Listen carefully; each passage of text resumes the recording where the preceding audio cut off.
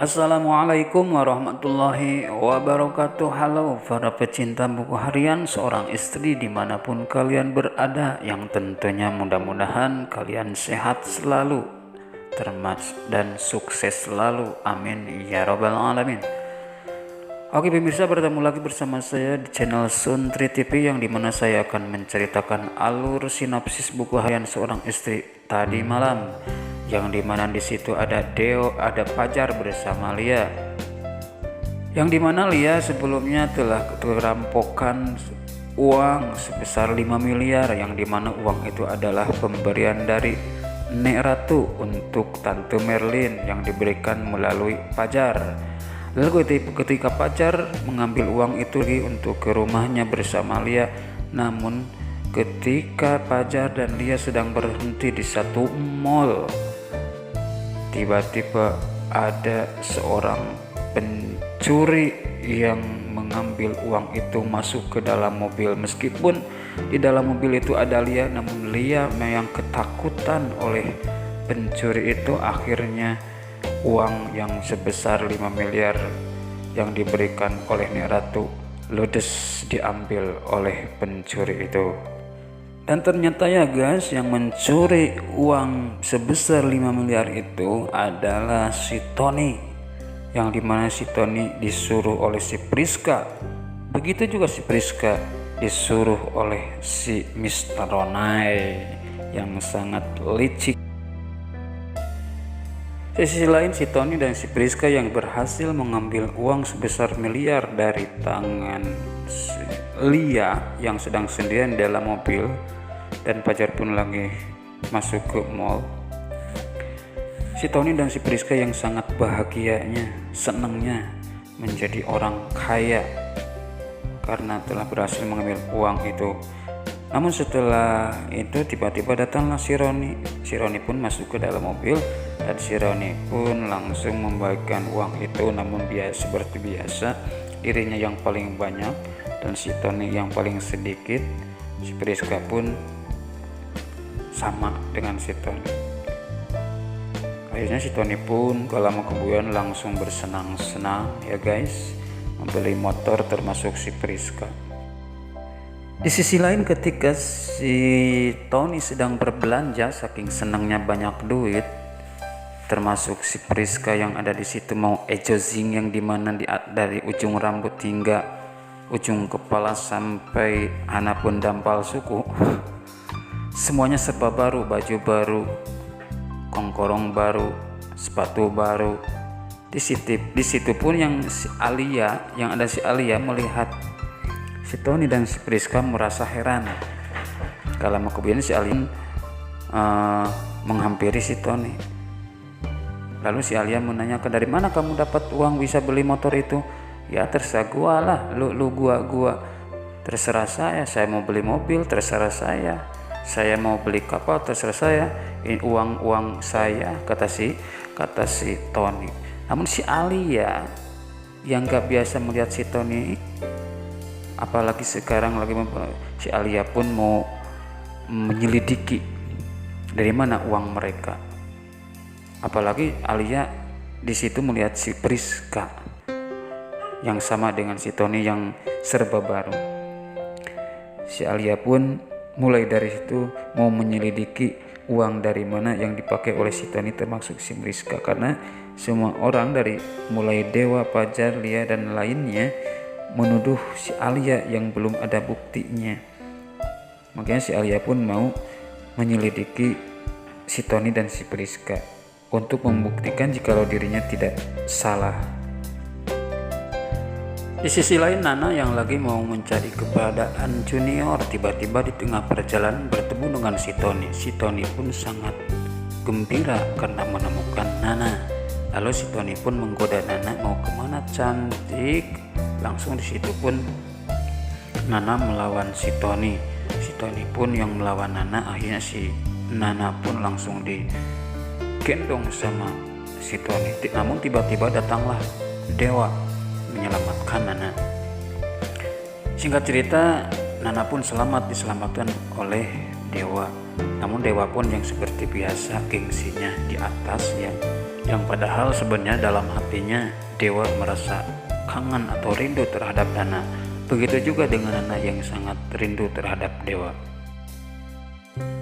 Di sisi lain Bupara yang telah menelepon Dewa, dimana karena soal pekerjaan yang sangat menumpuk, karena Bupara memikirkan jikalau Dewa saat ini sedang sibuk mencari keberadaan si Nana, kata Bupara. Akhirnya Bupara pun menelepon Dewa untuk membantu soal pekerjaan.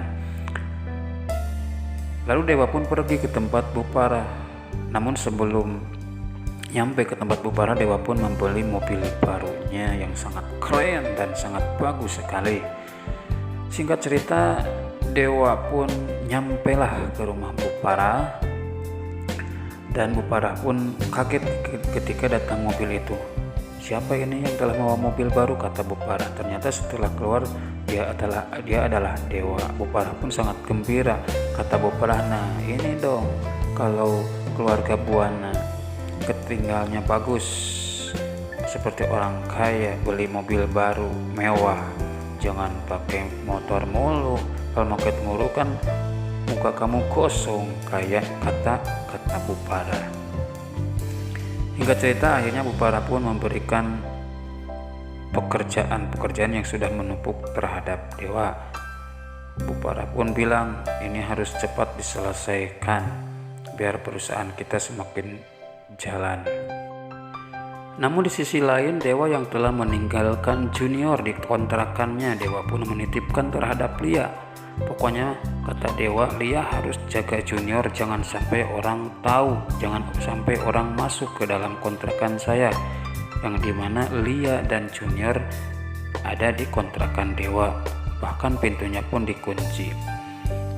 Namun setelah itu Nana yang telah mencari keberadaan Junior, Nana pun mau ke tempat kontrakan Dewa. Hingga akhirnya Nana pun nyampe ke kontrakan Dewa. Pas mau ngetrok pintu kontrakan Dewa, Nana melihat seseorang yang ada di dalam, rambut panjang, badan tinggi. Nana pun merasa kaget. Langsung Nana pun berteriak, siapa di dalam? Colong buka pintunya, kata Nana. Saya tahu di dalam ada orang. Terus mengulangi kalimat-kalimat itu Nana. Namun Lia yang merasa kaget, bahkan ketakutan, takut ketahuan. Akhirnya Lia pun pergi membawa Junior ke kamar. Namun Nana yang sebelumnya melihat bayangan Lia, Nana pun terus mengulang-ulangi untuk segera membuka pintunya karena dirinya sudah mengetahui kalau di dalam ada orang lain. Singkat cerita, di sisi lain datanglah Pajar ke situ. Lalu Pajar pun bertanya kepada Nana, ada apa ini Nak? Kata Nana, di dalam kontrakan Dewa ada seseorang, rambut panjang, badan tinggi. Otomatis Pajar pun curiga kalau yang ada di dalam itu adalah Lia, karena sebelumnya pernah Lia berduaan bersama Dewa. Akhirnya Pajar pun yakin kalau di dalam itu adalah Lia. Lalu Pajar pun memanggil Lia. Kata Pajar, Lia buka, saya tahu kalau di dalam itu adalah kamu, kata Pajar. Namun dia yang tetap terdiam, yang telah bersama Junior karena ketakutan. Akhirnya singkat cerita Pajar pun mendobrak pintu itu, dan pas masuk Lia pun menghampiri Pajar dan Nana. Lalu Nana pun mengatakan, ada apa kamu di dalam sini, di kamar Dewa? Nana pun yang terdiam terus, bahkan Nana pun yang sempat memaksa untuk mengatakan yang sejujur-jujurnya, bahkan Pajar pun begitu. Jawab yang sebenarnya, kata Nana. Kala kelebihan, nangislah Junior. Di situ pun Nana dan Pajar langsung masuk ke dalam kamar Dewa, dan akhirnya bertemulah Nana bersama Junior. Sampai Nana pun sangat bahagia sekali sambil menggendong Junior. Namun di balik itu Dewa yang sudah pulang dari tempat Bupara, Dewa pun merasa curiga jikalau di dalam kontrakannya ada Nana dan Pajar, karena Dewa melihat mobilnya Fajar. Pas masuk memang benar, di situ ada Nana dan Fajar. Ketika Junior digendong oleh Nana, Dewa pun langsung mengambilnya. "Jangan pegang-pegang terhadap Junior kecuali saya," kata Dewa. Namun Nana pun yang ngotot untuk memberikan Junior, tapi Dewa yang tidak akan memberikannya. Di sisi lain, alasan Dewa karena tidak memberikan Junior sederhana karena Dewa membalas atas perbuatan Nana yang dulu tidak memberitahu dirinya, kata Dewa terhadap Nana. Namun Nana yang telah menjelaskan atas semua itu karena dirinya sudah menerima surat perceraian, kata Nana, dari Dewa. Namun Dewa pun yang tidak mengetahui apa-apa, Dewa pun berterus terang kalau itu adalah perbuatan Bu Parah. Bahkan itu adalah hanya sebatas bukan asli. Tapi Nana yang telah menjelaskan jikalau itu surat perceraian itu adalah asli, bahkan tanda tangan Dewa yang asli. Akhirnya Dewa pun penasaran lalu menanyakan di manakah surat berkas itu. Nana pun memberitahu jikalau surat perceraian yang asli itu ada di tempat geng Cakarping. Singkat cerita, Dewa dan Nana pun pergi ke tempat geng Cakarping. Di sisi lain, Lia dan Fajar yang ditinggalkan oleh Nana dan Fajar dan Dewa. Lalu di situ Fajar pun agak marah terhadap Lia. "Ternyata kamu begini ya. Hubungan kita sudah tidak bisa dibenahi lagi," kata Fajar terhadap Lia.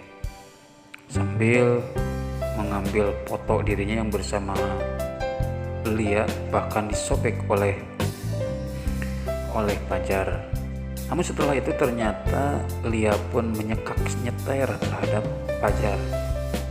"Jangan salahkan saya terus, kamu juga ternyata sebelumnya kamu telah mengumpetin Junior, termasuk Nana, bahkan yang lain menggicak-gicak Lia, Lucky. Tapi saya sebagai pacar kamu tidak dikasih tahu.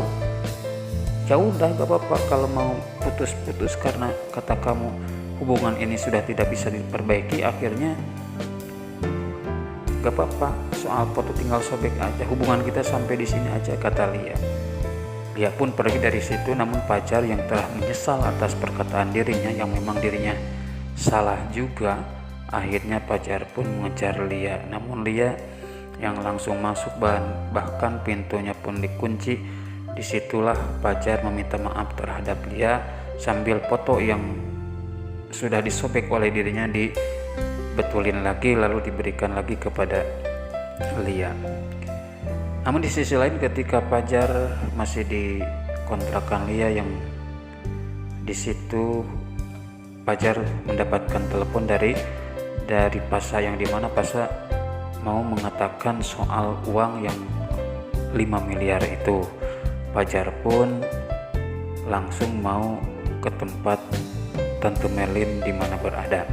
Lia pun yang mendengarkan telepon itu merasa bersalah sekali atas kehilangan uang yang sebesar 5 miliar. Bahkan dirinya pun bertekad untuk membayarnya meskipun belum siap uangnya dari mana. Di sisi lain, Dewa dan Nana yang sudah nyampe di geng Cakarping. Lalu di situ pun semuanya ada. Gak lama kemudian duduklah geng Cakarping, termasuk Lia, termasuk Nana dan Dewa. Namun ketika Neta mau mengambil Junior, Dewa malah menggentaknya. "Jangan pegang-pegang terhadap Junior kecuali saya," kata Dewa. Semuanya pun kaget di situ. Lalu bagaimanakah soal surat perceraian itu? Kira-kira masih ada atau sudah gak ada? Oke, pemirsa, itulah sinopsis buku harian seorang istri yang tadi malam, yang sangat seru dan sangat asik sekali untuk kita tonton. Makanya tonton terus BHSI di SCTV pukul 21.10 waktu Indonesia Barat. Dan jangan lupa dukung channel Suntri TV ini dengan cara like, komen, dan subscribe. Tidak lupa pula loncengnya. Terima kasih atas partisipasinya. Assalamualaikum warahmatullahi wabarakatuh.